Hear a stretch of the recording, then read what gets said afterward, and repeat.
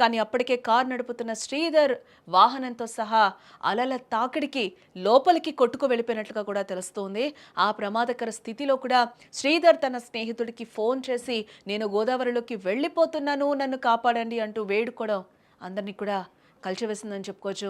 కాసేపటికే jeep లైట్లు ఆగిపోయాయని, శ్రీధర్ ఆచూకీ దొరకలేదని తోటి స్నేహితులు కన్నీరు మున్నీరవుతూ ఉన్నారు.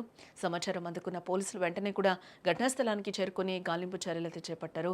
గల్లంతైన శ్రీధర్ కాకినాడ ఇంద్రపాలెంకు చెందిన వ్యక్తిగా అయితే ఇప్పటికీ గుర్తించారు. సముద్రపు అలల ఉధృతి ఎక్కువగా ఉండడంతో గాలింపు చర్యలకు ఆటంకం కలుగుతూ ఉంది. ఒకవైపు అంతా కొత్త ఏడాది సంబరాల్లో ఉంటే ఏ ప్రమాదం ఆ కుటుంబంలో తీరని శోకాన్ని నింపింది.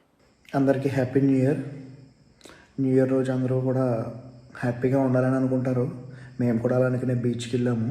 కాకపోతే ఈరోజు మాకు అనుకున్న ఒక సిచ్యువేషన్ ఎదురైంది. ఆ సిచ్యువేషన్ మొత్తం వీడియో ఉంది, మీకు నేను ఎవ్రీ ఇయర్ లాగే ఈ ఇయర్ కూడా మేము న్యూ ఇయర్ సెలబ్రేషన్స్ కేక్తో స్టార్ట్ చేసి కటింగ్ అయిపోయింది. తర్వాత ఫ్రెండ్స్తో కలిసి బీచ్కి అయితే స్టార్ట్ అయ్యామన్నమాట. బీచ్కి వచ్చి మేము సెల్ఫీలు అయితే తీసుకున్నాము.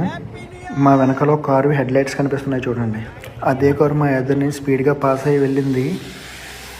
ఎంతకీ ఆ కారు రాకపోవడంతో మాకు ఎందుకో డౌట్ వచ్చి దాన్ని అసలు ఎక్కడికి వెళ్ళింది అని చూడడానికి మేము వెళ్ళామన్నమాట. అక్కడికి వెళ్ళేసరికి